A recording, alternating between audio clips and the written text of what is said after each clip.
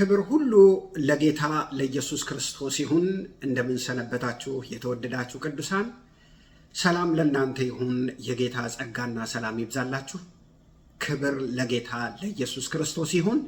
ዛሬ ደግሞ ወደፊታችሁ መጥቻለሁ። እንግዲህ በተናገርኩት መሰረት ወገኖች ሆይ ዛሬ የምንጀምረው አዲስ ትምህርት ነው።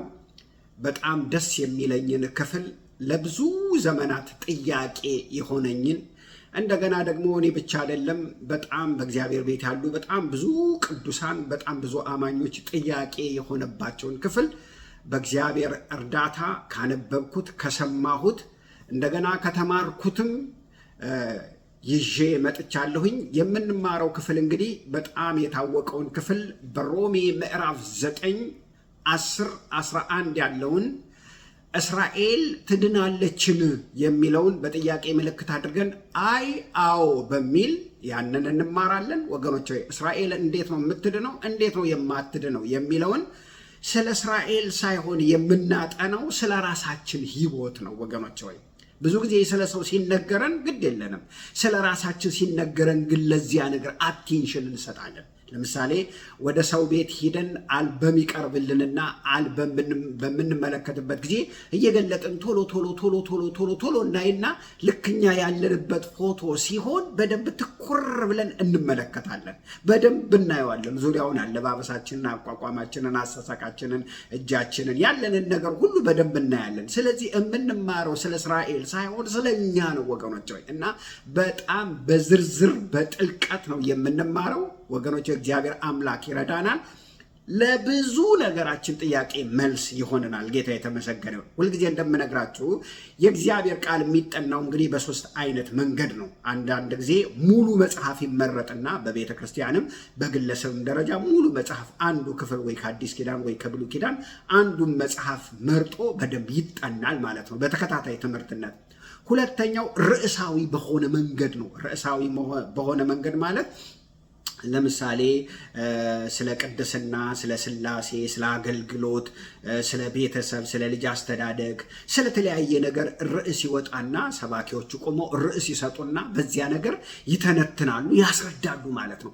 ሶስተኛው ደግሞ ይሄ ካራክተር ስተዲ የሚባለው ማለት ነው። ካራክተር ስተዲ ማለት ግላዊ የሰው ህይወት ማለት ነው። እኔ እነዚህን ሶስቱን ነው እንግዲህ እየተከተልኩ ሳጠና እናንተንም ሳስጠና የነበረው። ዛሬ እንግዲህ የምንመለከተው ወገኖች ይሄ የመጽሐፍ ቅዱስ አጠናንን አንደኛውን ርዕሳዊ በሆነ መንገድ ነገር ግን ስለ እስራኤል ሆኖ የኛን ህይወት በሚመለከት እስራኤል ትድናለች ወይ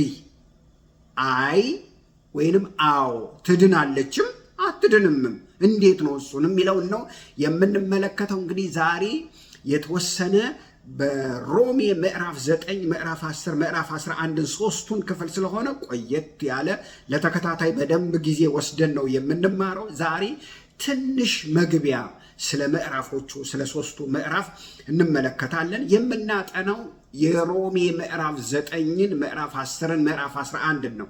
ትንሽ መግቢያ የሚሰጣችሁ እንግዲህ ሮሜ ጥቅጥቅ እንዳለ ጫካ ነው፣ እንደ ዱር ነው ወገኖች፣ ጫካ ነው። በጣም ብዙ እውነቶች ተሰግስገውበታል። በጣም ጥልቅ መጽሐፍ ነው። የክርስትና ህይወትም መሰረት ነው ወገኖች። በተለይ ደግሞ እንግዲህ ምዕራፍ 9 የሚቀጥለው እንደምታውቁት ከምዕራፍ 8 ነው። ምክንያቱም ያን ጊዜ ጳውሎስ ደብዳቤውን በሚጽፍበት ጊዜ ምዕራፍና ቁጥር አልሰጠውም። ደብዳቤ እንደምታውቁት ምዕራፍና ቁጥር አይሰጠውም። ስለዚህ የሚናገረው ከምዕራፍ 8 ቀጥሎ ስለሆነ ምዕራፍ 8 ደግሞ በጣም የሚገርማችሁ የክርስትና መንገድ በልዩ ሁኔታ የተገለጠበት ነው። ግን እኛ የምናየው ስለ እስራኤል ስለሆነ ከሮሜ ምዕራፍ 9 ጀምረን እስከ 11 ድረስ ያለውን በጥልቀትና በስፋት እየገሰገስንበት እንሄዳለን። በደንብ በጥልቀት ነው የምንመለከተው ወገኖች። በእግዚአብሔር ፍቅር መለምናችሁ እኔ በጣም ተዘጋጅቼ አንብቤ ጸልዬ ቃሉን ከመንፈስ ቅዱስ ጋር ይዤ እመጣለሁ። እናንተ ደግሞ በጌታ ፍቅር ለሌላ ሰው ሁሉ አድርሱልኝ። አብረን ነው የምናገለግለው ማለት። ስለዚህ ከምዕራፍ 9 እስከ ምዕራፍ 11 ድረስ ራሱን የቻለ አንድ ትልቅ ክፍል ነው። እነዚህ ሶስቱ ምዕራፎች አንድ ራሱን የቻለ ለዘመናት ሲያወዛግብ ቴዎሎጂያውያንን በጣም ብዙ ሲያነጋግር የኖረ የመጽሐፍ ቅዱስ አጥኚዎችን በስፋት ሲያነጋግር የነበረ መጽሐፍ ነው። ሶስቱ ምዕራፍ ማለት ነው። በተለይ ደግሞ ጳውሎስ ለእስራኤላውያን ሲነግረን ምንድን ነው የሚለው? ወንጌል መጀመሪያ ደረጃ ወንጌል በተስፋ የተሰጠው ለእስራኤላውያን ነው ይላል። ለእስራኤላውያን ነው፣ ለእኛ ለአሕዛብ አይደለም። በዋነኝነት ለነሱ ነው ወንጌል የተሰጠው ነው የሚለው። እሱም በደንብ በስፋት በጥልቀት እንመለከተዋለን። ምክንያቱም ዮሐንስ ወንጌል ምዕራፍ 1 ቁጥር 12 ወደ ገዛ ወገኖቹ መጣ ይላል አይደለም? ወደ ገዛ ወገኖቹ መጣ አልተቀበሉትም ይላል። መጀመሪያ የመጣው ወንጌል ነው። ኢየሱስ ክርስቶስም እንደምታውቁት ትውልዱ አይሁዳዊ ነው። በስጋ የመጣው ከእስራኤላውያን ነው፣ አይሁዳውያን ነው። ወንጌልም ሲያገለግል ለአይሁዳውያን ነው ሲያገለግል የነበረው። ከዛ በኋላ ያውም ለአይሁዳውያን ብቻ ሳይሆን ገሊላ አካባቢ የተወሰኑ አካባቢ ብቻ ነበረ። እንግዲህ ያን ክፍል በምናይበት ጊዜ ገሊላ አካባቢ እንግዲህ እንደምታውቁት ሲያገለግል ወደ ማቴዎስ 28 እየተቃረበ ነበረ። ምን ማለት ነው? ለአይሁድ ብቻ ነው ወንጌል ለማለት ሳይሆን ወገኖች ሆይ ቅድሚያ በእነሱ በኩል ነው ወንጌል የተስፋው ቃል የተነገረው። ወንጌል ለእኛ እንዲደርስ የተባለው በእነሱ በኩል ነበረ እና በዋነኝነት የተስፋው ቃል ወንጌል ለነሱ ነበረ። ለምን? የእግዚአብሔር ቃል አስቀድሞ ለአይሁዳዊ ደግሞ ለግሪክ ሰው ይላል። ለምን? የዓለም ሕዝብ ለሁለት ነበር የተከፈለው። በመጀመሪያው ክፍለ ዘመን የዓለምን ሕዝብ ለሁለት ነበር የሚከፍለው። መጀመሪያ አይሁዳውያን አንድ ሕዝብ፣ እስራኤላውያን አንድ ሕዝብ፣ የተመረጡ የተለዩ ናቸው። ለምን እንደዛ እንደሆነ ወደ ውስጥ ስንገባ እንነጋገራለን። ከዚያ የቀረውን የአሕዛቡን ክፍል ግሪካዊ ብሎ ነው። አስቀድሞ ለአይሁድ ደግሞ ለግሪክ ይላል። እኛ ሁሉ በሙሉ የዓለም ሕዝብ ለማለት ነው። ስለዚህ ወገኖች ሆይ አስቀድሞ ለነሱ ነበረ። ነገር ግን ምን አላሉትም? በአብዛኞቹ አልተቀበሉትም።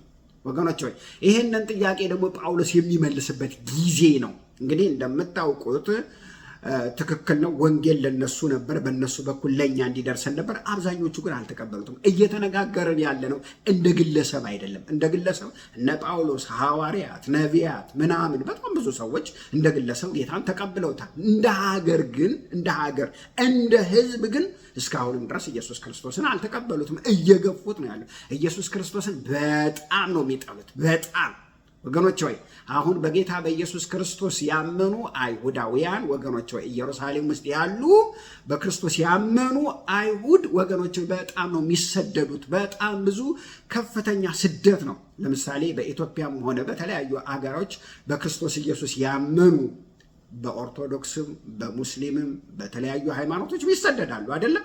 ነገር ግን ኢየሩሳሌም ብትሄዱ ደግሞ ኢየሱስ ክርስቶስን የተቀበሉ አማኞች እዛው ኢየሩሳሌም ባሉ አይሁዶች ይሰደዳሉ፣ ዋጋ ይከፍላሉ ወገኖች። ስለዚህ የሮሜ ምዕራፍ 9 ቁጥር 1 እስከ 5 ያለውን አንብና ዛሬ ትንሽ ስለ ሶስቱ ምዕራፎች መግቢያ መናገር ፈልጋለሁ።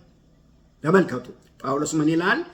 ሮሜ ምዕራፍ 9 ቁጥር 1 እስከ 5 ብዙ ሐዘን የማያቋርጥ ጭንቀት በልቤ አለብኝ ስል በክርስቶስ እውነትን እናገራለሁ። እንደገና ላንብበው። ብዙ ሐዘን የማያቋርጥ ጭንቀት በልቤ አለብኝ ስል በክርስቶስ ሆኜ እውነትን እናገራለሁ፣ አልዋሽም። ሕሊናዬ በመንፈስ ቅዱስ ይመሰክርልኛል። እነዚህን ቃላቶች ወገኖች በጣም በጥልቀት በስፋት ነው የምንተነትናቸው። እነዚህን ሮሜ ምዕራፍ 9 ቁጥር 1 እስከ 5 ያሉትን በደንብ ነው የምናያቸው እና የሚገርም ነው ጳውሎስ የሚናገረው። በስጋ ዘመዶቼ ስለሆኑ ስለ ወንድሞቼ ከክርስቶስ ተለይቼ እኔ ራሴ የተረገምኩ እንደሆን እጸልይ ነበርና እነርሱ እስራኤላውያን ናቸውና፣ አንደኛ ልጅነት፣ ሁለተኛ ክብር፣ ሶስተኛ ኪዳን፣ አራተኛ የሕግ መሰጠት፣ አምስተኛ የመቅደሱ ስርዓት፣ ስድስተኛ የተስፋው ቃል ለእነርሱ ናቸውና።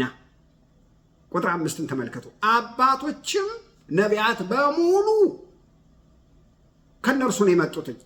ከየትም ሀገር ከአፍሪካ፣ ከአውሮፓ፣ ከኤዥያ አይደለም የመጡት፣ ከእነሱ ነው የመጡት፣ ከአይሁዳውያን፣ ከእስራኤላውያን። ከእነርሱም ክርስቶስ በስጋ መጣ። እርሱ ከሁሉ በላይ ሆኖ ለዘላለም የተባረከ አምላክ ነው። አሜን። እንጸልያለን። ቅዱስ አባት ሆይ እናመሰግንሃለን። ስምህ የተባረከ ይሁን፣ ስምህ የተመሰገነ ይሁን። እግዚአብሔር ሆይ ዛሬ ደግሞ ቃልህን አስተምረን ከሁሉ የማንሰውን ልጅህን እኔን እርዳኝ። ይሄ ቃል በትውልድ ሁሉ ቤት ይግባ። ይሄ ቃል ይድረስ፣ ዕውቀትም መንፈስም ይጨመርላቸው። በጌታ በኢየሱስ ክርስቶስ ስም አሜን። ክብር ሁሉ ለጌታ ለኢየሱስ ይሁን። እንግዲህ የምናጠናው ሮሜ ምዕራፍ 9 እስከ ቁጥር ሮሜ ምዕራፍ 9 10 11 እስከ ቁጥር 36 ነው። ሶስቱን ምዕራፎች ነው በጥልቀትና በስፋት የምንመለከተው። እንግዲህ ይህ ክፍል ጳውሎስ እንዲጽፍ ያስገደደው ምንድን ነው? መሪ ሐሳቡ በምንልበት ጊዜ ቃል በቃል ባይጠቀስም ክፍሉን ስንመለከት የገፋው ነገር አንድ ነገር አለ። እንደምናውቀው ይሄ ሐሳብ እንደነገርኳችሁ ከምዕራፍ 8 የቀጠለ ነው። ከመጀመሪያውም ሲጽፍ ምዕራፎችና ቁጥሮች አልነበሩትም። ደብዳቤ ሲጻፍ ምዕራፍም ቁጥር አይሰጠውም። እንደምታውቁት ምዕራፍ 1 እንዴት ሰነበትክ፣ ደህና ሰነህ ወይ፣ እንዴት ነህ ወይ ምናምን፣ ቁጥር 2 ቤተሰብና አይባልም። ደብዳቤ ሲጻፍ ደብዳቤ ነው በቃ።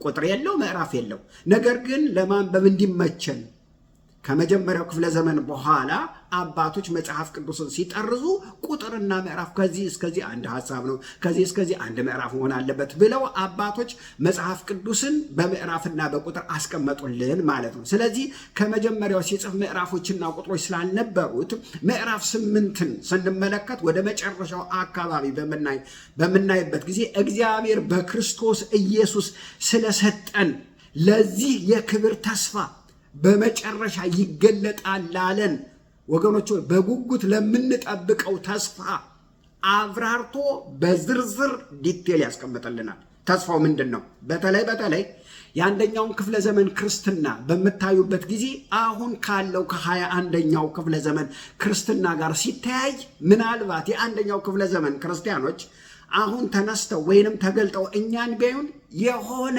ሌላ ሃይማኖት የምንከተል ነው የሚመስላቸው። አንድ አይደለም ፈጽሞ ወገኖች። ለምን ብትሉም ተስፋ ለነሱ ትልቅ ስፍራ ነው የሚሰጡት፣ ትልቅ ቦታ ነው የሚሰጡት። ቤተ ክርስቲያን ማለት ለነሱ ኤክሌሽያ ማለት የባለ ተስፋዎች ማህበር ናት ወገኖች። በተገናኙ ቁጥር የሚያወሩት ተስፋቸውን ነው። ምንድን ነው ይሄ ተስፋ በምንልበት ጊዜ በክርስቶስ ኢየሱስ መምጣት የሚፈጸመውን እግዚአብሔር ከዘላለም ዘመናት በፊት የሰጠውን የክብሩን ተስፋ ነው የሚነጋገሩት። በክርስቶስ ኢየሱስ የሚፈጸም ተስፋ አለ ብለውን ሌላ ጉዳይ አልነበራቸውም። ይሄ ብቻ ነበር ወገኖች። በመሰረቱ ለነሱ የክርስቶስ መነሳት የቅርብ ጊዜ ትዝታ ነው። በዚያ ይሄንን በሚነጋገሩበት ጊዜ ክርስቶስ ከሞት ከተነሳ ቅርብ ጊዜው ነው፣ ሩቅ ጊዜ አልነበረም ወገኖች። ትንሣኤውን ካዩ ከሚመሰክሩ ሰዎች ነው ቃል እየሰሙ ያሉትኝ። ያመኑትም ኢየሱስ ክርስቶስን ያዩ አሉ በዚያ ጊዜ። እንደገና ደግሞ ከኢየሱስ ክርስቶስ የሰሙ እውነተኛ ሐዋርያት በዓይናቸው ያዩ። ልክ አንደኛ ዮሐንስ ምዕራፍ 1 ቁጥር 1 ላይ ያየነውንና የሰማነውን በእጆቻችን የዳሰስነውን እሱን እናወራላችኋለን፣ ህብረታችን ከአብ ከልጁ ከኢየሱስ ክርስቶስ ጋር ነው እንዳለ ሐዋርያው ዮሐንስ ያዩ ሰዎች ናቸው። እንደገና ያዩም ባይሆኑ እንኳን ካዩ ሰዎች ነው እየተነገራቸው ያለው ያ ቃል ማለት ነው። ትንሣኤ ለነሱ ቅርብ ነው። እሱ ብቻ አይደለም፣ መምጣቱም ለነሱ ቅርብ ጊዜ ይመስላቸው ነበረ። ለምሳሌ አንደኛ ተሰሎንቄ ምዕራፍ 4ን በመታነቡበት ጊዜ ጳውሎስ ነው የጻፈው፣ ኢየሱስ ክርስቶስ በቅርብ ይመጣል፣ የሞቱት አይቀድሙንም፣ አንድ ላይ ከነርሱ ጋር እንነጠቃለን እያለ ይናገራል። በቅርብ የሚመጣ ይመስለው ነበረ ጳውሎስ ወገኖች። ጌታ እስኪገልጥለት ድረስ በቅርብ መጥቶ አብሮ እንደሚነጠቅ ነበረ ያስቡ የነበረ ወገኖች። መምጣቱ ለነሱ ቅርብ ይመስላቸው ነበረ እና በእነሱ ዘመን እንደሚሆን ያስቡ ነበር። ስለዚህ በጣም ተስፋ ያደርጉ ነበረ። ስለ ተስፋው ይነጋገሩ ነበር። ያላቸው ሀብት ይሄ ተስፋ ብቻ ነው ወገኖች። ሌላ ምንም ተስፋ የላቸውም። ይሄ ነው ተስፋቸው። የኢየሱስ ክርስቶስ መገለጥ፣ የኢየሱስ ክርስቶስ መምጣት ተስፋቸው ነበር። ጨርቅ፣ ወርቅ፣ ብር፣ መኪና፣ ቤት፣ ትዳር ምናምን አልነበረም ተስፋቸው። ከየት እንዳመጣ ነው እኮ መጽሐፍ ቅዱሳዊ አይደለም። ዘንድሮ እኮ ሰክረናል ወገኖች። ተስፋ ብለን የምናብዛዛው ነገር ወገኖች ከየት እንደመጣ መጽሐፍ ቅዱሳዊ አይደለም። ሐዋርያው ጴጥሮስ አንደኛ ጴጥሮስ ምዕራፍ 1 ቁጥር 13 ላይ ሲናገር ሄደን ስንመለከት የልቦናችሁን ወገብ ታጥቃችሁ ይላል። የልቦናችሁን ወገብ ታጥቃችሁ ማለት ምን ማለት ነው? ልቦናችሁን ወይንም አእምሯችሁን ወይንም የሐሳባችሁን ዓለም ወገብ አለው ነው የሚለው። ወገብ አለው ይላል። ምን ማለት ነው? ሸብ አድርጋችሁ ሰብሰብ አድርጋችሁ ሐሳባችሁን ብትንትን ያለውን ሐሳብ እዛም የተዝረከረከውን ሐሳብ ሳይሆን ሰብሰብ ያለውን ሐሳብ ሰብሰብ ያለውን አእምሮ ይላልኝ። የልቦናችሁን ወገብ ታጥቃችሁ በመጠን ኑራችሁ ጌታችን ኢየሱስ ክርስቶስ ሲገለጥ የምታገኙትን ጸጋ ፈጽማችሁ ተስፋ አድርጉ ይላል። ተመልከቱ። በአዲሱ መደበኛ ትርጉም እንደዛ አይደለም የሚለው። የአዲሱ መደበኛ ትርጉም ላንብብላችሁ ምን እንደሚል ተመልከቱ። ቁጥር 13 አንደኛ ጴጥሮስ ምዕራፍ 1 ቁጥር 13 ምን እንደሚል ተመልከቱ። ተስፋ ምንድን ነው? ዛሬ እኮ ተስፋ ሲባል ማንዘከዝከው ነገር የለም። ምድር ላይ ያለ ዝባዝንኬ ሰማያዊውን ነገር የማያስናፍቅ ምድር የሚሸት ወገኖች ወይ ምንድን ነው ተስፋ ይላል። ተመልከቱ። ስለዚህ ልቦናችሁን አዘጋጁ፣ ራሳችሁንም ግዙ። ተስፋችሁን ተመልከቱ። ተስፋችሁን ኢየሱስ ክርስቶስ ሲገለጥ ተመልከቱ። ሲገለጥ ለእናንተ የሚሰጠውን ጸጋ ላይ ሙሉ ለሙሉ አድርጉ ይላል። ተስፋችሁ ሙሉ ለሙሉ መሆን ያለበት ማን ላይ ነው? ኢየሱስ ክርስቶስ ላይ ነው የሚለው። ተመልከቱ። ሙሉ ለሙሉ አዲሱ መደበኛ ትርጉም የሚለው ይሄን ነው። ሙሉ ለሙሉ ኢየሱስ ክርስቶስ ላይ ተስፋችሁ ይሁን ነው የሚለው። ምን ማለት ነው? ለሌላ ተስፋ የተተወ የለም፣ ትርፍ ቦታ የለም። ሙሉ ለሙሉ ፈጽማችሁ ተስፋ አድርጉ ነው የሚለው። ማንን? ኢየሱስ ክርስቶስን። ተስፋ የምታደርጉት ኢየሱስ ክርስቶስን ነው የሚለው። እዚሁ አንደኛ ጴጥሮስ ምዕራፍ 3 ላይ ደግሞ ሄደን ስንመለከት ምን ይላል? በእናንተ ስላለ ተስፋ ምክንያት ለሚጠይቋችሁ ሁሉ መልስ ለመስጠት ዘወትር የተዘጋጃችሁ ሁኑ ይላል። ምን ማለት ነው? ቢጠይቋችሁ በውጭ ያሉ ሰዎች አማኞች ምንድን ነው የምታወሩት? ተስፋችሁ ምንድን ነው ይሏችሁ፣ አንድ ሰው የሚያወራው የሚነጋገረው የሚጠብቀው ተስፋ እንዳለ ሲያወራ ሰምተው ምንድን ነው የምታወሩት? ይሄ ተስፋ ምንድን ነው ይሄ ብለው ቢጠይቋችሁ ይላል ጳውሎስ በተለይ በሮሜ ምዕራፍ 15 ላይ በተስፋ ትበዙ ዘንድ ይላለኝ። በተስፋ ትበዙ ዘንድ። ታዲያ በተስፋ ትበዙ ዘንድ ሲል ምን እያለ ነው በምንልበት ጊዜ ይሄንን ተስፋ ክርስቶስ ይመጣል የሚለው ማለት ነው። ለምሳሌ ወንጌል ምንድን ነው? ወንጌል ማለት ኢየሱስ ክርስቶስ ከድንግል ማርያም ተወልዷል፣ ከዚያስ ሞቷል፣ ከዚያስ ተነስቷል፣ ከዚያስ አርጓል፣ ከዚያስ ተመልሶ ይመጣል። ወንጌል ይሄ ነው። በቃ አለቀ። ወንጌል ይሄ ነው።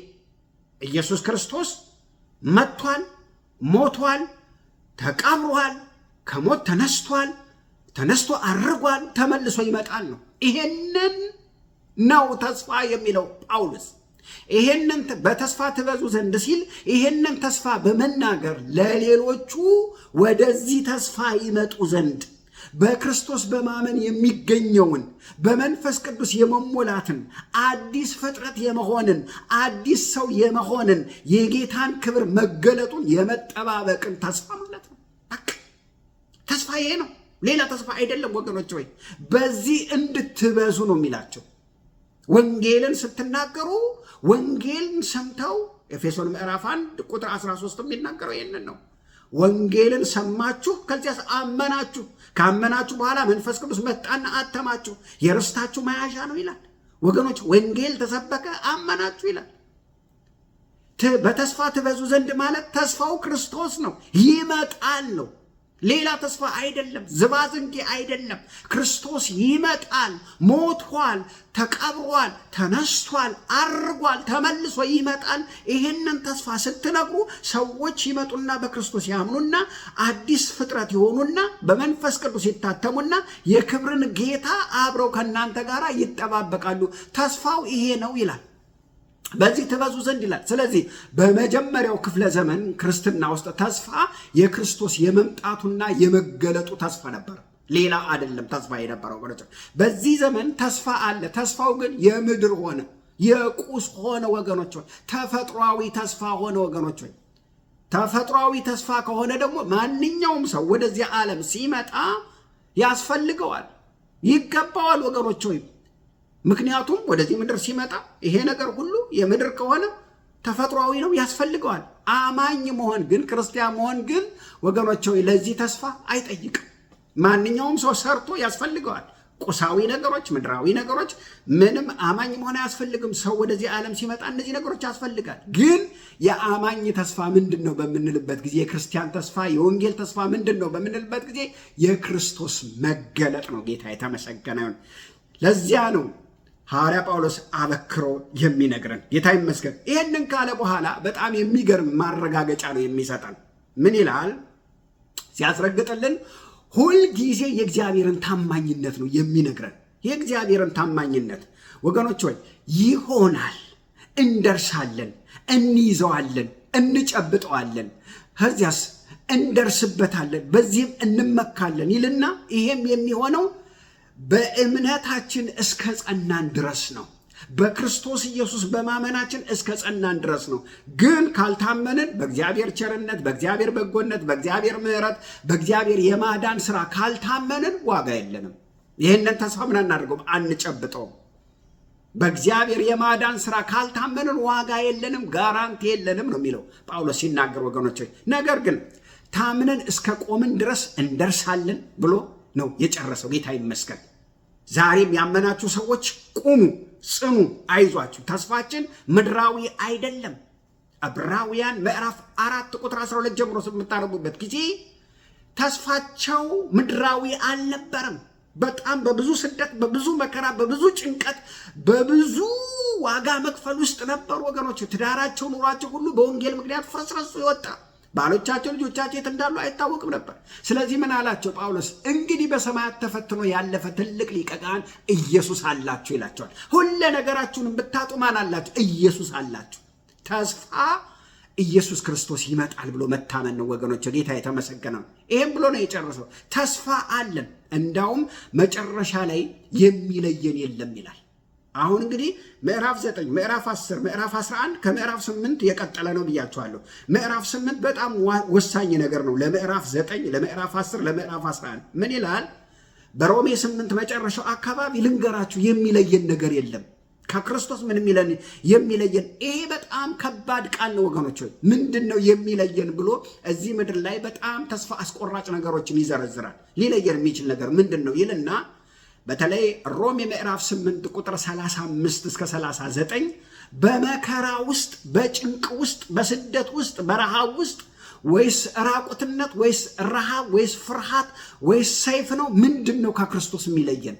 ሊለየን አይችልም ይላል። ምክንያቱም ስለ አንተ ቀኑን ሙሉ እንገደላለን፣ እንደሚታረዱ በጎች ተቆጥረናል ይላል። ተቆጥረናል። ስደቱ፣ ረሃቡ፣ ሰይፉ፣ ጭንቀቱ፣ መከራው፣ ስንቱ ነገር አለ። ስለ አንተ እኮ በየቀኑ እየተገደልን ነው፣ እንደሚታረዱ በጎች ነው ራሳችንን እየሆንን ያለ ነው ይልና ይህንን የባሰ አቀጣጥሎ ይነግረናል። ምን ይላል? እነዚህ መከራዎች ምድር ላይ መኖራቸው ብቻ ሳይሆን እነዚህ ነገሮች ሰማይም ላይ እንኳን ቢኖሩ እንኳን ሰማይም ላይ ይልና ምንድን ነው ሰማይ ላይ ያሉት? ሞትም ቢሆን ሕይወትም ቢሆን መላእክትም ቢሆን ግዛትም ቢሆን ያለውም ቢሆን የሚመጣውም ቢሆን ኃይላትም ቢሆን ከፍታም ቢሆን ዝቅታም ቢሆን ልዩ ፍጥረትም ቢሆን በክርስቶስ ኢየሱስ በጌታችን ካለው ከእግዚአብሔር ፍቅር ሊለዩን እንዳይችሉ ይሄን ተረድቻለሁ ይላል ጳውሎስ። ተመልከቱ፣ ምድር ላይ ያለ ችግር ብቻ አይደለም፣ ጉስቁልና፣ መከራ፣ ረሃቡ ብቻ አይደለም፣ ህመሙ፣ መንከራተቱ ብቻ አይደለም ወገኖች፣ መታሰሩ፣ መገረፉ፣ መገደሉ ብቻ አይደለም። ሰማይ ላይ እነዚህ እንኳን ቢኖሩ ከክርስቶስ ፍቅር ሊለየኝ አይችልም። ይሄንን ተረድቻለሁ ይላል። ምን አይነት መረዳት ነው ወገኖች! እግዚአብሔር ይሄንን ያብዛልን። የሚገርም መረዳት ነው። እዚህ ላይ ያለው ሐሳብ በሮሜ ምዕራፍ 9 እስከ ቁጥር 11 በሮሜ ምዕራፍ 9 እስከ 11 ሶስቱን ምዕራፎች ለመናገር ይሄ ነው ሐሳቡ እያለ ነው። በሶስቱ ምዕራፎች ውስጥ ያለው ሐሳብ ይሄ ነው። ለመጻፍ ግድ ያለው ጥያቄው እንግዲህ የሚመጣው እውነት ጳውሎስ አንተ አሁን ይሄ የምትለው ትክክል ነው የምትለው ይሄ ወንጌል? ምክንያቱም እሱም ይጠይቃል፣ ሌሎቹም ይጠይቃሉ፣ አሕዛብም ይጠይቃሉ፣ አይሁድም ይጠይቃሉ። እሱም ይጠይቃል፣ ለዚያ ነገር መልስ ይሰጣል። ከራሱም ይጠይቅና መልስ ይሰጣል። ከአሕዛብም ይጠይቃል፣ መልስ ይሰጣል። ከአይሁዳውያንም ይጠይቃል፣ መልስ ይሰጣል። መልሱን የሚሰጠው ከራሱ አይደለም፣ ከራሱ ሕይወት አይደለም። በራሱም ሕይወት ይናገራል። አይሁዳዊ ሆኖ ለአሕዛብ ወንጌልን መስበኩን ከራሱም ሕይወት ይናገራል። እንደገና ደግሞ ከቅዱሳት መጽሐፍት ይናገራል። አሁን ይሄ እውነት ነው ብለህ የምትናገረው ነገር ትክክል ነው ካልክ እውነታውን እዚህ ጋር በክርስቶስ ያመነ ሁሉ ተስፋ አለው ካልክ የማይናወጥ የሚፈጸም ተስፋ ነው፣ እንደርስበታለን፣ እንጨብጠዋለን የምትለው ተስፋ እውነት ከሆነ ተመልከቱ፣ እውነት ከሆነ ይያዛል፣ ይጨበጣል፣ ይመጣል፣ እንይዘዋለን የምትለው ይሄ ክርስቶስ እውነት ከሆነ ይሄ ተስፋ እውነት ከሆነ ምን ነው ታዲያ ለ4000 ዓመታት ለብዙ ዘመናት ተስፋ አድርገውት ሲጠባበቁት የኖሩት እስራኤላውያን መሲሐችን ብሎ ሲጠባበቁት የኖሩት እስራኤላውያን ይሄ አሁን አንተ መጥቷል የምትለውን መሲህ ለምን አልተቀበሉትም ብለው ይጠይቁታል። ለምን አልተቀበሉትም? አሁን አንተ የምትጋደልለትን እነሱም ለዘመናት ለ4000 ዓመት ሲጠብቁት የኖሩትን መሲህ ለምን አልተቀበሉትም? መጥቶ እና እነሱ ምንድነው የሚሆኑት? ይጠፋሉ እና የዘላለም ሕይወት አያገኙም ማለትህ ነው? ክርስቶስን አጡት ማለትህ ነው ብለው ይጠይቁታል። ወገኖች ሆይ ያ የተገባው ኪዳን የተስፋ ቃል አልተፈጸመላቸውም። ለነሱ ሲጠብቁት የነበረው የተስፋ ቃል ኪዳን ለነሱ አልተፈጸመላቸውም። በጣም ብዙዎቹ ድነዋል። ቅሬታዎቹ ናቸው ሐዋርያትን፣ ነቢያትን፣ ሌሎቹም አሁን የተወሰኑ እየዳኑ ነው። ነገር ግን እንደ ሀገር እንደ ሕዝብ ግን አልዳኑ። የተወሰኑ ናቸው የዳኑት፣ ውስን ናቸው የዳኑት። ሁሉ አልዳኑ። እንደ ሕዝብ እንደ ሀገር አልዳኑ። ቱሩፋኖቹ ቅሬታዎቹ ናቸው የዳኑ። ለምንድን ነው ይሄ እውነት ይሄ ወንጌል ለምን ተገፋ? ሲጠብቁት የኖሩት እስራኤላውያን ለምን አልተቀበሉትም ብለው ጳውሎስን ያፋጥጡታል፣ ይጠይቁታል። ያ ዘመን ደግሞ የንግግር ዘመን ነው። በንግግር የምታሳምኑበት ዘመን ነው። ለምንድን ነው ያልተቀበሉት ብሎ ይጠይቁታል። ሐዋርያ ጳውሎስ መልስ ይሰጣል። ሐዋርያ ጳውሎስ እግዚአብሔር አምላክ ይባርከው። አንዳንድ ሰባኪዎች ምን ይላሉ? ሐዋርያትን እግዚአብሔር ይባርካቸው ይላሉ። እንደዛ የሚሉበት ምክንያት እኛ ልንጠይቀው ያልቻልነውን ጥያቄ እነሱ ጠይቀውልናል፣ መልሳችንን በእነሱ በኩል አግኝተናል ይላሉ። ወገኖች ሆይ ሐዋርያ ጳውሎስ እግዚአብሔር አምላክ ይባርከው ለእኛ ለዘመናት ጥያቄ ሆኖ የሚያኖረንን ጥያቄ ይመልስልናል።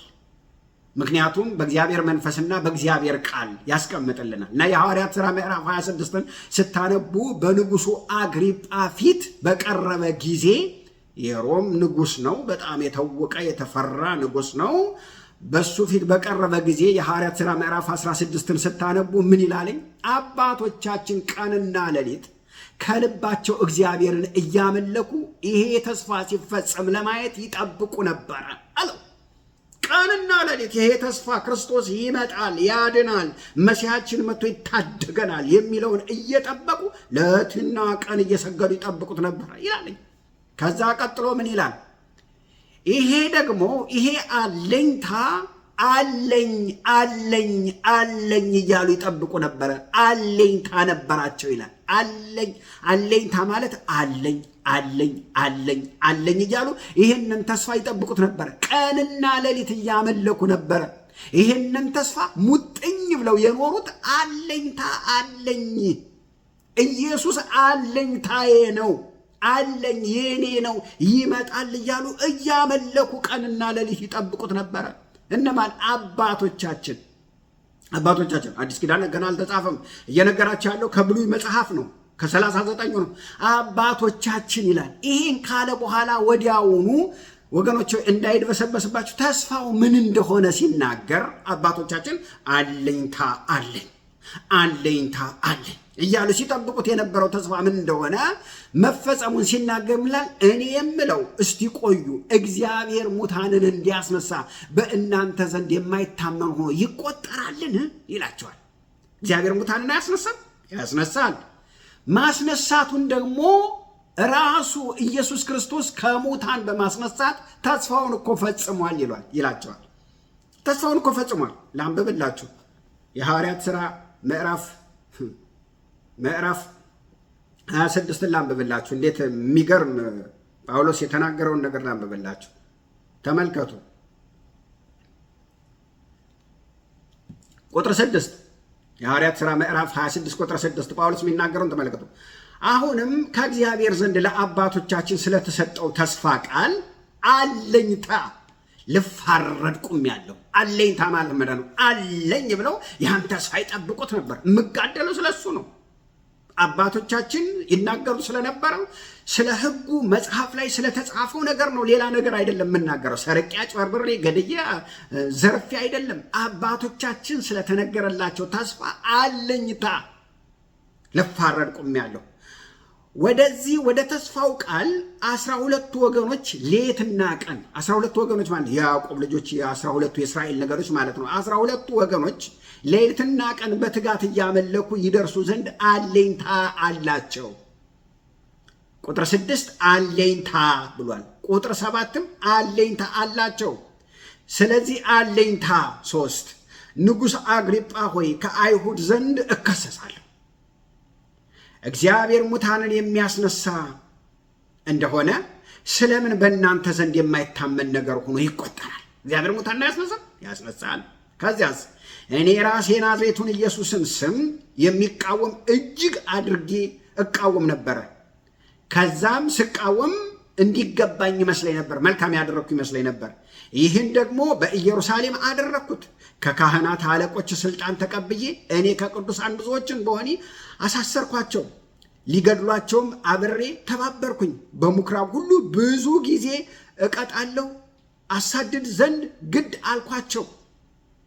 ይህንንም ብዙ አደረግኩ ይላል። አያችሁት? ይሄንን አለኝታ አባቶቻችን የተናገሩለትን አለኝታ ይሄንን ኢየሱስ ክርስቶስን ተስፋቸውን ይጠብቁት የነበረውን እሱን ነው የምሰብከው። ሌላ ነገር እኮ አይደለም። ይሄን ደግሞ እግዚአብሔር ከሙታን ሰውን ያስነሳል አያስነሳም ይለዋል። ያስነሳል። ይሄን ደግሞ በምን አረጋግጦታል? ኢየሱስ ክርስቶስን ከሞት በማስነሳት ምን አድርጎታል? አሳይቷል። ያንን ያዩ ሰዎች አሉ ኢየሱስ ክርስቶስ ከሞት እንደተነሳ። እንደገና ያላዩም ቢሆኑ ካዩ ሰዎች ነው እየተነገረ። ይሄን ካለ በኋላ ወዲያው ተስፋው ምን እንደሆነ ሲናገር፣ ተስፋው መፈጸሙን ሲናገር ምን ይላል? እኔ የምለው ቆይ እስቲ እግዚአብሔር ሙታንን እንዲያስነሳ በእናንተ ዘንድ የማይታመን ሆኖ ስለምን ይቆጠራል ይላል። ምክንያቱም እግዚአብሔር ኢየሱስን ከሙታን በማስነሳት ተስፋውን ፈጽሟል ይላል። ስለዚህ ጠብቀዋል እውነትን። ይሄንን ነገር ነው እየተናገርኩ ያለው። ጳውሎስ ለዚህ መልስ መስጠት ነበረበት። ለምንድን ነው ብዙዎች ያልተቀበሉበት ያላመኑበት ይሄንን የእግዚአብሔር ወንጌል ያልተቀበሉበትን ምክንያት ጳውሎስ በዝርዝር ያስቀምጣል። እኛም ወደፊት የምንመለከተው እሱን ነው። በተለይ ምዕራፍ 9 ቁጥር 6 አንስቶ እስከ ምዕራፍ 11 ድረስ በቂ የሆኑ ምክንያቶችን እየዘረዘረ እየሰነደ ያስቀምጣል። ለምንድን ነው እስራኤላውያን ሲጠብቁት ለ4000 ዓመት ሲጠብቁት ለምን አልተቀበሉትም? ያ ዘመን ደግሞ እንደምታውቁት የንግግር ዘመን ነው። የንግግር ጥበብ ትልቅ ስፍራ የነበረው ዘመን ነው። መሟገት፣ መከራከር፣ በንግግር ሐሳብን ማስረጽ በዚያ ዘመን ትልቅ ስፍራ የሚሰጠው ነበር ወገኖች። ስለዚህ የሚሞቱ ሰዎች ወይንም የሚሞግቱ ሰዎች የዋዛ አልነበሩም። ይሄንን ጥያቄ የሚያነሱ ሰዎች የዋዛ አልነበሩ ወገኖች። ስለዚህ ጳውሎስም አሳማኝ የሆኑ ምክንያቶችን ከቅዱሳት መጽሐፍ ማንበብ ማስረዳት ነበረበት። ጥያቄዎቹ ቀላል አይደሉም፣ የዋዛ አይደሉም። እሱም ደግሞ ያንን ጥያቄ በትክክል መመለስ ነበረበት። በደንብ የሚያውቁ መሰረት ያላቸው በደንብ ግዙፍ የሆነ እውቀት ያላቸው አይምሯቸው ሻርፕ የሆኑ ናቸው የሚጠይቁትኝ። እሱ ደግሞ ለዚያ ነገር መልስ መስጠት ነበረበት። ስለዚህ ጳውሎስ አሳማኝ የሆኑ ምክንያቶችን ከቅዱሳት መጽሐፍት ማቅረብ ነበረበት። ምናልባት ምዕራፍ 9 ጀምሮ እስከ ምዕራፍ 11 የጠቀሳቸው የብሉይ ኪዳን ጥቅሶች በሌላ የአዲስ ኪዳን ክፍሎች አይገኙም። በእነዚህ 3 ምዕራፎች ውስጥ የጠቀሳቸው ጥቅሶች በሌላ የአዲስ ኪዳን ክፍሎች አይገኙም። በጣም ብዙ የብሉይ ኪዳን ጥቅሶችን ነው የተጠቀመው ጳውሎስ እነሱን ለማስረዳት የዚህን መልስ ለመስጠት ማለት ነው። ስለዚህ መልስ ሊሰጥ ነው። መልሱ ደግሞ የዋዛ አይደለም። ምክንያቱም ጥያቄና መልስ ነው፣ ዋና ነገር ነው። ሲጠበቅ የነበረው በሌትና ቀን እያመለኩ ተስፋቸውን አለኝታቸውን ሲጠብቁ ነበር። ለምን ሲመጣ አልተቀበሉትም ነው። እና ጠፍተዋል፣ ሞተዋል፣ ሲኦል ይገባሉ። እንዴት ነው የዚህ ነገር? ለዛ ነው ጳውሎስ መልስ የሚሰጠው። መልሱም ቀላል ነገር አልነበረም። ነገር ግን ጳውሎስ በጣም ውጥረት ውስጥ ያለ ሰው መሆኑንም ልንረዳ ያስፈልጋል። ይህንን ማወቅ ያስፈልጋል። ውጥረቱ ምንድን ነው ካላችሁ፣ ይሄ ሰው የጀርባ ታሪኩን ወደ ኋላ ዘወር ብለን በምንመለከትበት ጊዜ በአይሁድ ቤተሰብ የተወለደ ነው። አይሁዳዊ ነው። ከብንያም ነገድ የተወለደ አይሁዳዊ ነው። በ13 ዓመቱ ተርሴስ ከምትባል አገር በእናትና አባቱ ወደ ኢየሩሳሌም የመጣ ሰው ነው። የተወለደው አይሁድ አይደለም። ዛሬ ቱርክ የምንላት እዛ አካባቢ ያለች ትንሽዬ ከተማ፣ በጣም የታወቀች ፌመስ ከተማ፣ የምሁራን ከተማ ናትኝ። ከዚያች የሐዋርያት ሥራ ምዕራፍ 21 ላይ ታገኙታላችሁ፣ ምዕራፍ 26 ላይ ታገኙታላችሁ። በጣም የታወቀች የምሁር ከተማ፣ በጣም ወገኖች ወይ ብዙ ስልጣኔ ያለባት ከተማ፣ እዚያች ነው የተወለደው። እንግዲህ ቤተሰቦቹ ወይ ለስራ ጉዳይ ለሆነ ጉዳይ በሚሄዱበት ጊዜ ቤተሰቦቻችን በተለያየ አይነት መንገድ ለስራም ሆነ በስደትም በፖለቲካም ወደ ተለያየ ሀገር ይሄዳሉ። ልጆቻችን በዛ በሚወለዱበት ጊዜ እንግዲህ የዛ ሀገር ዜጋ ይኖራቸዋል እና ጳውሎስ ወደዚያ ቤተሰቦቹ ሄዱ። ዛሬ ቱርክ የምንላት ናት። ጠርሴስ አካባቢ ተወለደ ማለት ነው። ተወለደ። ከዛ በኋላ በጣም የሚገርማችሁ በ13 ዓመቱ ጠርሴስ ከምትባል አባትና እናቱ ወደ ኢየሩሳሌም ይዘውት ይመጣሉ። ባርሚጽባህ ማለት ሕግ ማለት ነው። የብሉይ ኪዳኑን ሕግ የተቀበለ ሰው ነው። ሕጉን ከመቀበሉና ለሕጉ ራሱን ከመስጠቱ በፊት በአይሁድ ስርዓት ወገኖች ወይ እንደምንረዳው አስቀድሞ ሄዶ ገማልያል በሚባል የሕግ ፕሮፌሰር የአይሁድ ፕሮፌሰር በጣም የታወቀ በአይሁድ ዘንድ የተከበረና የተፈራ ገማልያል የተባለ የሐዋርያት ሥራ ምዕራፍ 4 ላይ ታገኙታላችሁ። እንደገና ወደ 16 አካባቢ ደግሞ ታገኙታላችሁ። በጣም የታወቀ ምሁር ነው። አይሁዳውያን፣ ፈሪሳውያን፣ ሰዱቃውያን የሚሰሙት ነው።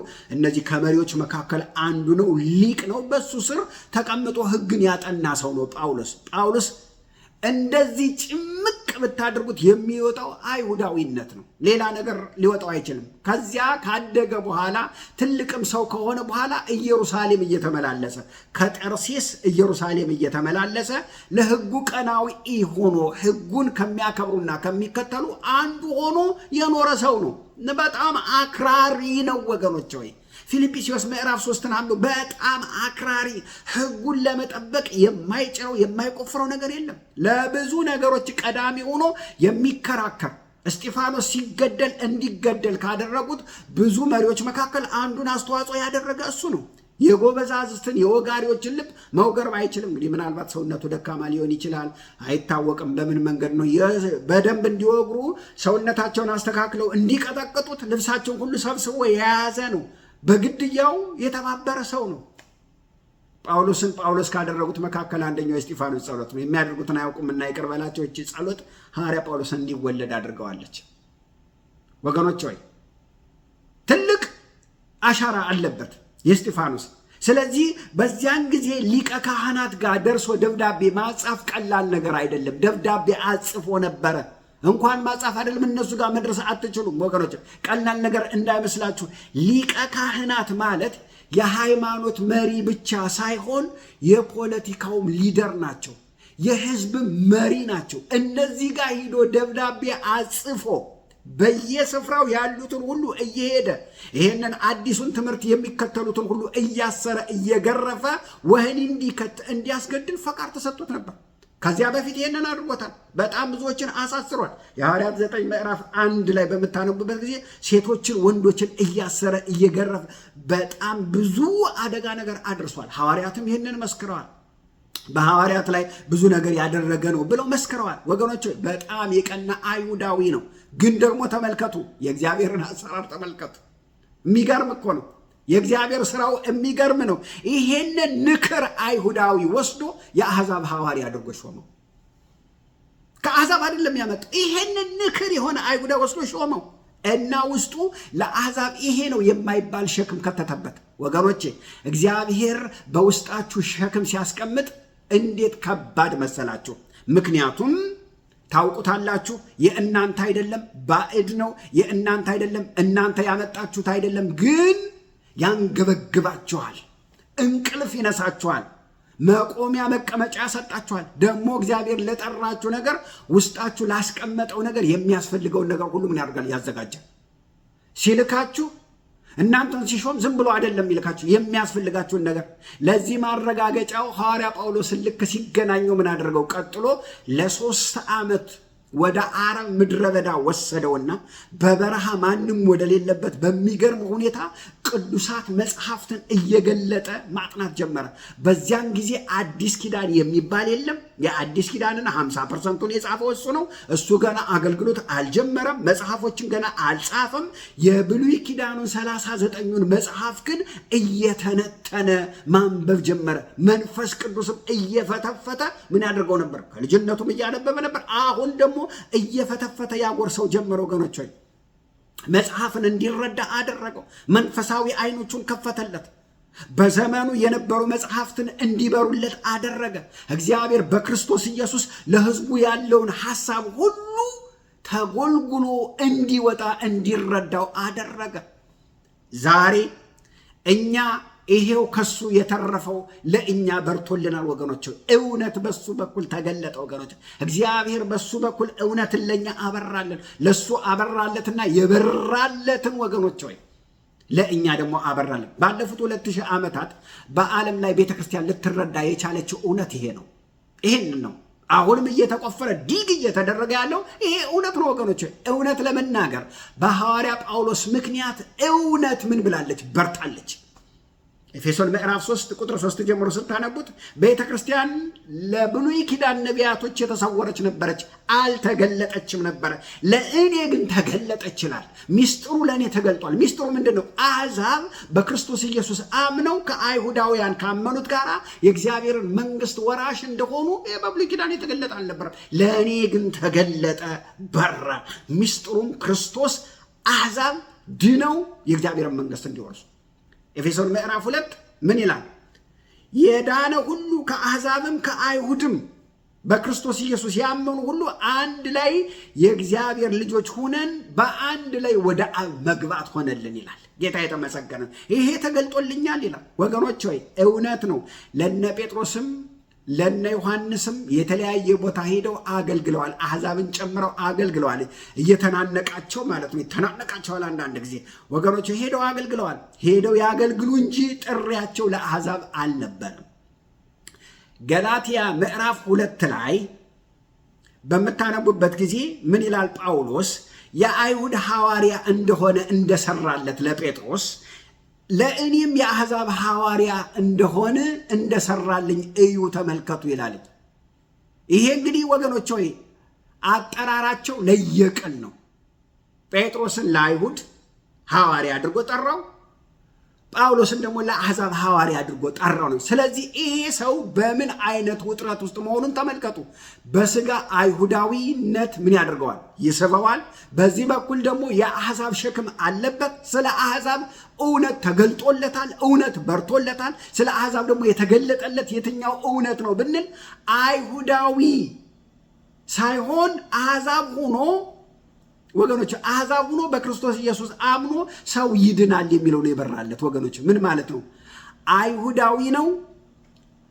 ይሄንን እውነት ሰው በክርስቶስ አምኖ አሕዛብ ቢሆንም እንኳን ከአይሁዳዊው ጋር ካመነው አይሁዳዊ ጋር ይድናል የሚል የማይነካውን የነካ የሚያስቆጣ የሚያበሳጭ ለአይሁዳውያን አሕዛብ በክርስቶስ ኢየሱስ በማመን ብቻ ይጸድቃሉ ማለት የአይሁዳውያንን መሰረት ማፍረስ ነው፣ መናድ ነው። ይሄ ትልቅ ተቃውሞ ነው የሚያስነሳው ወገኖች ሆይ። በጣም የሚገርማችሁ ይሄንን ማፍረስ ነው ሲባል የሚጠሏቸው አሕዛብ በክርስቶስ ኢየሱስ አምነው በደሙ ታጥበው በቃሉ ነጽተው በመንፈስ ዳግም ተወልደው ተቀድሰው ከአይሁድ ጋር እኩል ይሆናሉ። ያውም ከአይሁድ ጋር አይደለም፣ ካመነው አይሁድ ጋር እኩል የእግዚአብሔር መንግስት ይወርሳሉ የሚለው ይሄ በጣም ወገኖች ሆይ ከምድር የሚያስፍቅ ነው፣ የሚያስፍቅ። ምክንያቱም በጣም ነው የሚጠሏቸው፣ አሕዛብን በጣም ነው የሚጠሏቸው። በጣም አይሁድ አሕዛብን በጣም ነው የሚጠሏቸው። ሲኦል እንዳይጠፋ ማገዶ ናቸው የሚሉ ናቸው አሕዛብን አይሁዳውያን። አንዲት ሴት አሕዛብ ሆና ስትወልድ ካገኘሃት እንዳትረዳት፣ ከረዳሃት አንድ አሕዛብ ሰው ወደ ምድር እንዲመጣ ረድተሃል ማለት ነው ይላሉ። ውሻ ናቸው፣ ቆሻሻ ናቸው፣ እርኩስ ናቸው፣ ማገዶ ናቸው፣ ድንጋይ ናቸው የሚሏቸው እኮ ናቸው። እነሱ በክርስቶስ ኢየሱስ አምነው ዳግም ተወልደው በደሙ ታጥበው በቃሉ ነጽተው በመንፈስ ቅዱስ ተሞልተው ከአይሁዳውያን ካመነው አይሁድ ጋር እኩል ይድናሉ። የማምነው አይሁድማ ዋጋ የለውም። ካመነው አይሁድ ጋር እኩል ይድናል ማለት ይሄ ከምድር የሚያስፍቅ ነው ለጳውሎስ። ወገኖች ሆይ ሰው በክርስቶስ ብቻ በማመን ነው የሚጸድቀው ብሎ መስበክ እስራኤላውያን እኛ የተለየንን ብለው የተመሰረቱበትንና የቆሙበትን ዋና የተመረጥን እኛ ነን፣ ከኛ ውጭ መዳን የለም የሚሉትን ትልቁን መሰረታቸውን ገንድሶታል። ትልቁን ነገራቸውን አፈራረሰው። ምን ቀራቸው? ምንም አልቀራቸው። እነሱ እኮ አለን የሚሉት ትልቁ ነገር ምን ነው? ሕጉ ነው ወገኖች ሆይ። ይሄንን ምን አደረገው? ገርድሶታለው። በጣም የሚገርማችሁ ኖ ሕጉ አያስፈልግም፣ ሰው በክርስቶስ በማመን ነው የሚጸድቀው ነው ያላቸው። ያላቸውን ነገር ገንድሶታለው። ዋናውን ነገር ሄዶ ነው ከስር የነቀለው፣ ከስር የቆረጠው። ወገኖች ሆይ ቀላል አይደለም ትግሉ። ምን ያህል ከባድ እንደሆነ ውጥረቱን ተመልከቱ። ምክንያቱም እዚህ ጋር የሚናገረው ከባድ ነገር ነው። በድንጋይ የሚያስወግር ነው። ከምድር ገጽ የሚያጠፋ ነው። ለአፍታ እንኳን ምድር ላይ እንዳይቆይ የሚያደርግ ነገር ነው ጳውሎስ እየተናገረ ያለው። የሚያስገድል ነው ወገኖች ሆይ። ካስታወሳችሁ የሮሜን መልእክት ቆሮንቶስ ከተማ ሆኖ ነው የጻፈው እና የሮሜን መልእክት ምዕራፍ 16 ላይ በፌቨን በኩል ወደ ሮም ይልከዋል መልእክቱን። እሱ ግን ከአሕዛብ ከቆሮንቶስ ከአንዳንድ ከተማዎች ገንዘቡን ይሰበስብና ኢየሩሳሌም ላሉ ለተቸገሩ ቅዱሳን ለማድረስ ሲል ምን ያደርጋል ጳውሎስ?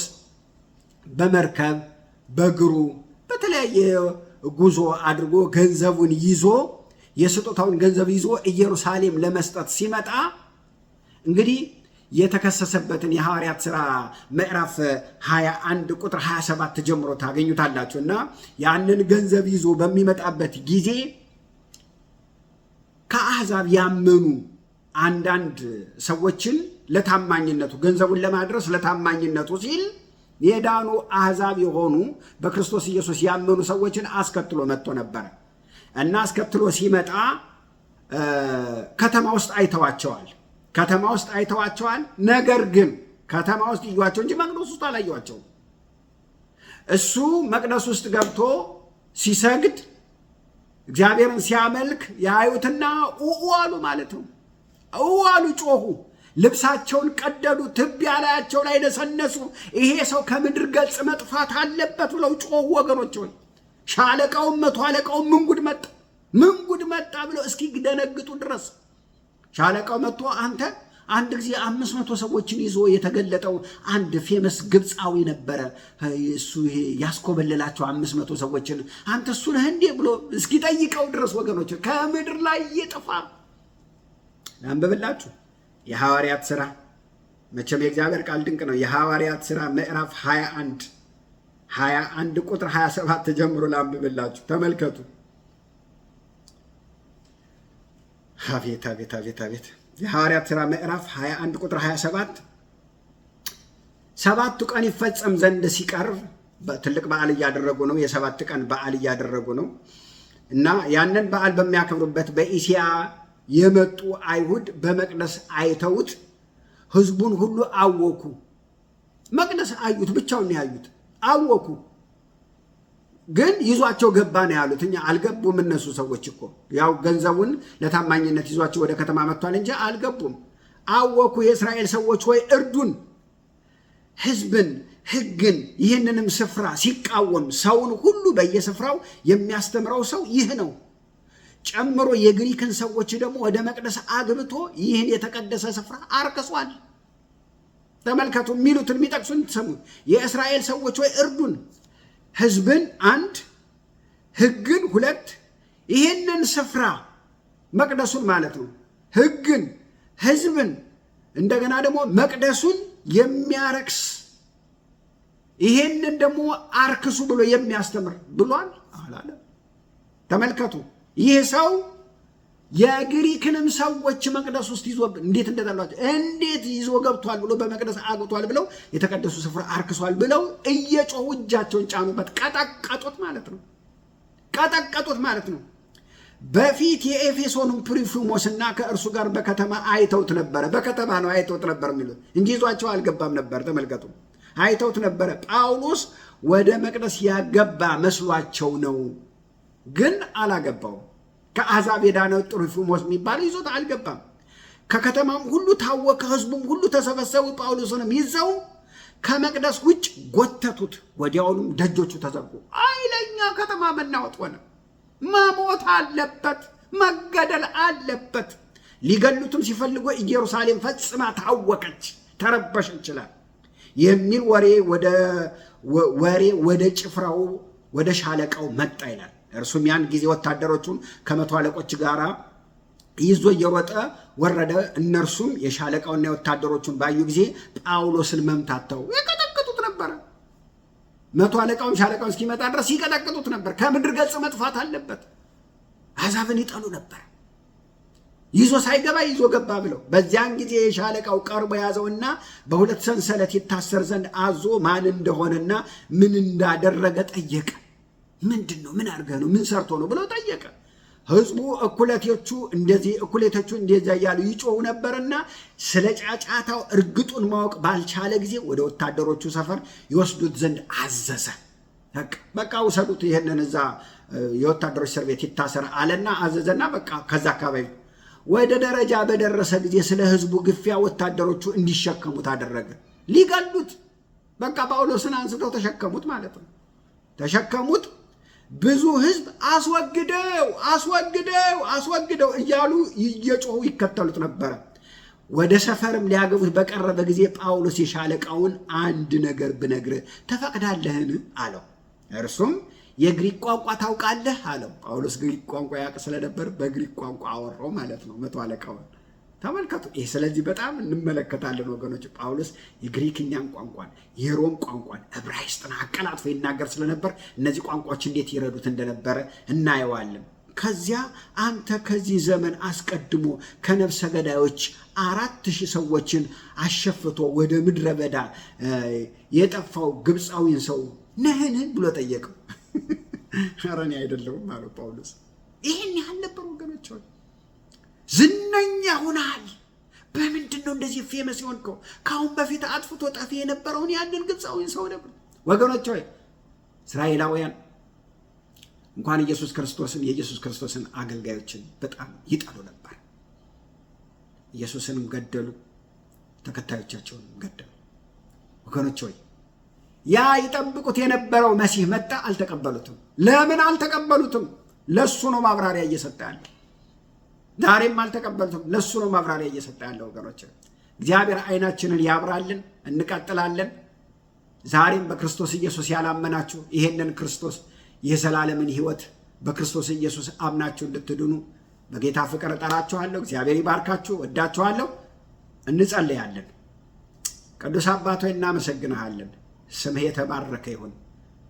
እግዚአብሔር ሆይ ዛሬ ደግሞ ብርሃን ስላበራሃልን፣ ቃልህን ወደኛ ስላመጣህ ተመስገን።